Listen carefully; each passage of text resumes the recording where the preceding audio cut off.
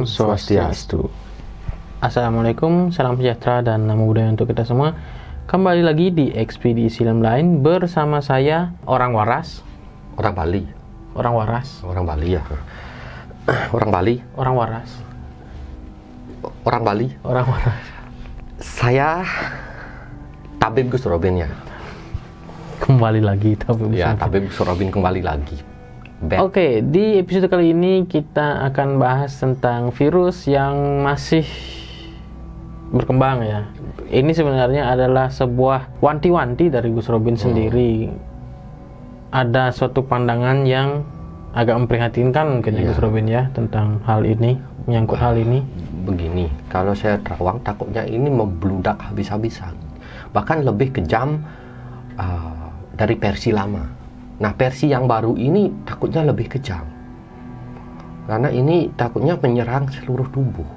Bukan lagi menyerang bagian bawah, tapi ke bagian atas otak dan darah takutnya.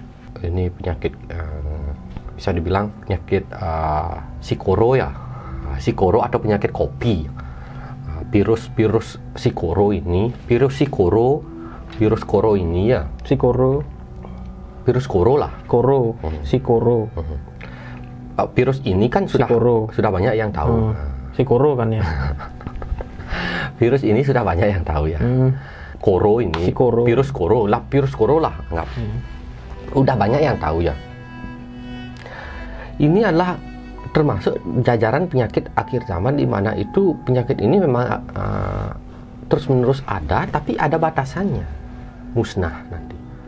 Takutnya kan ini kebanyakan obat di dalam tubuh nanti membuat mutasi-mutasi baru. Begini juga ya. Memang benar itu sebenarnya masker itu juga bukannya antivirus masker, tapi untuk menghadang itu. Itu juga penting kita gunakan. Misalnya kayak saya ini biasanya. Saya kan belanja membeli susu atau pampers sana. Ke toko saya masuk, kan ramai di sini tokonya. Saya gunakan maskernya. Ketika saya di jalan saya buka maskernya agar nggak sesak napas. Kalau di toko itu kan AC-nya ada, jadi kuat. Kalau di jalan itu kadang-kadang agak-agak sesak, jadi saya keluarkan.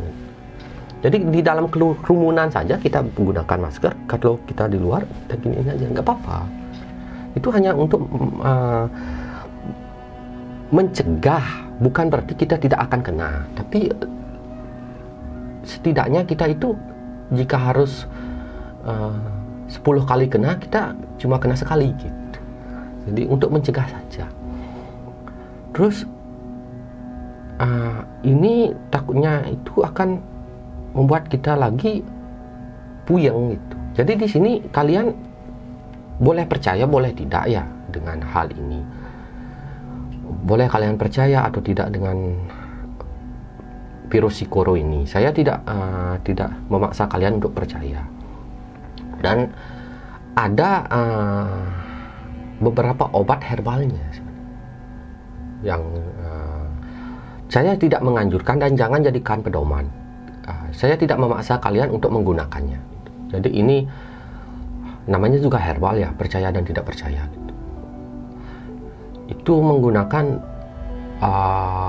bisa sering-sering konsumsi air kelapa muda. Air kelapa muda itu kan bagus untuk kesehatan. Itu juga mampu untuk menangkal virus, itu bakteri dan lain-lain. Terus air kelapa muda ini herbal yang cukup sakti. Untuk menetralkan racun juga bisa. Nah, ini bisa dikonsumsi rutin, setiap hari sekali aja bisa. Beli aja di dagang es degan ada. Karena kelapa muda itu kan kadang-kadang sulit. Kalau kita beli ya paling Rp5.000. Terus jamu kunyit campur madu bisa. Terus yang ketiga itu untuk batuk dan pilek, itu biasanya saya gunakan itu 1/4 sendok garam campur dengan jeruk nipis. Bawang putih diiris. Digoreng. Habis itu campur madu. Jadi campur dengan air hangat kuku boleh gitu. Tapi air hangat kuku itu harus dingin dulu baru dicampur madu. Kalau tidak gitu kandungan madunya ini bisa hilang gitu. Tidak bagus madu dengan air hangat gitu. Jadi diminum paling sekali aja. Jadi seandainya itu batuk-batuk itu keras itu 2 kali atau 3 kali. Ubi jalar bisa untuk mengeluarkan angin juga atau untuk menyegarkan tubuh itu biar tidak panas dalam terlalu lama, itu bisa dioleskan seluruh tubuh gitu. Jadi untuk herbal ini bukan pedoman ya. Jadi kalian boleh percaya atau tidak, namanya juga pengobatan alternatif. Jadi kalian itu boleh coba boleh tidak. Ini bukan pedoman ya. Jadi tidak seperti obat dokter yang pasti harus diminum gitu. Jadi ini saya tidak memaksa untuk semua itu, karena namanya juga pengobatan tradisional ya. Menggunakan herbal itu bukan sebuah kepastian. Kita percaya atau tidak percaya, sama seperti gaib. Kita boleh percaya, boleh tidak. Jadi tidak diwajibkan. Hanya itu takutnya kan, apalagi resesi sekarang ya. Sekarang resesi besar-besaran di seluruh dunia. Ditambah lagi ada penyakit.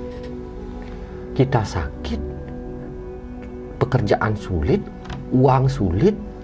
Nambah parah. Kalau kita sehat, kita masih bisa mencari uang. Tuh. Meskipun kita banyak uang tapi sakit kan percuma. Sakit itu jangan dianggap remeh. Tuh. Kita punya uang triliunan apa-apa, tapi kita sakit, besoknya meninggal, percuma. Buat apa uang? Jadi kesehatan itu adalah mahal harganya. Jadi kesehatan itu mahal harganya. Jadi kalian juga bisa menggunakan paracetamol sesuai dosis dokter ya.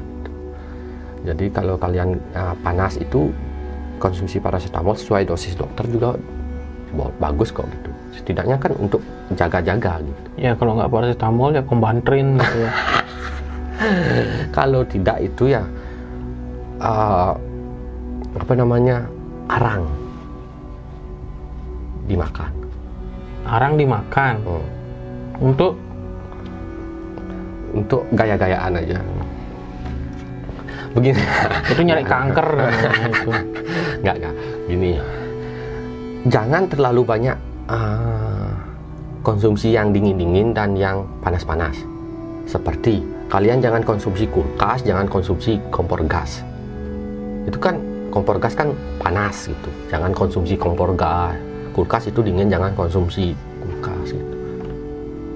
Ya siapa juga yang mau konsumsi kulkas sama, kecuali orangnya doyan sama kulkasnya. Ya, dipeluk-peluk. Atau kalau dimakan-makan. Kalau nggak enak digoreng dulu lah, ya. Dicelup di tepung, digoreng, atau dimakan kulkasnya. Aneh-aneh. Ini penyakit benar-benar membuat orang aneh ya. Sebenarnya penyakit ini banyak yang meragukannya. Begini guys, penyakit ini itu kalau kekebalan tubuh kita kuat itu bagus dia. Tapi kalau kekebalan kita lemah saat rentan itu kan kadang-kadang ada penyakit lain di dalam tubuh. Nah penyakit ini sebenarnya memperparah penyakit lain. Tuh.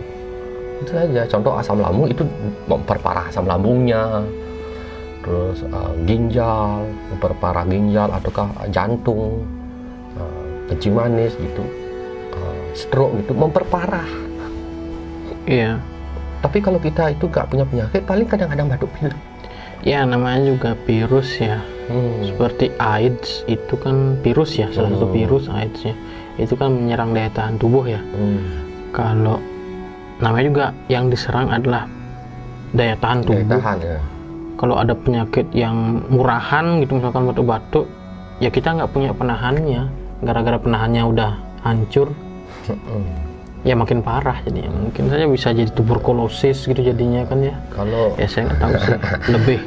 lebih ininya kan dokter yang lebih tahu ya dalam penyakit apa yang terjadi. Cuma kalau menyimpulkan sih namanya virus ya. Virus ya semuanya merusak dan memperparah sih. Ya, merusak daya tahan tubuh. Jadi kalau daya tahan tubuh kita kuat, kita mana? Biasanya sih saya kemarin itu senang banget konsumsi namanya air kelapa muda. Saya rela beli biasanya 3 air kelapa muda untuk keluarga, untuk saya juga. Saya konsumsi fine-fine saja sih, ya nggak buruk-buruk amat, enak lah gitu. Menurut saya itu kan kandungannya itu bagus banget gitu. Menurut saya itu herbalnya itu enak dimakan, ya nggak terlalu mahal. Apa yang makan airnya dimakan? Isinya kan ada isinya itu. Isi kelapa ya? Isi kelapa ya, kelapa mudanya gitu. Air dimakan gimana? Boleh. Dijadiin es dulu baru dimakan? Boleh. Kita minum air. Ya boleh. Siapa yang melarang makan air? Iya boleh. Kalau kita minum air.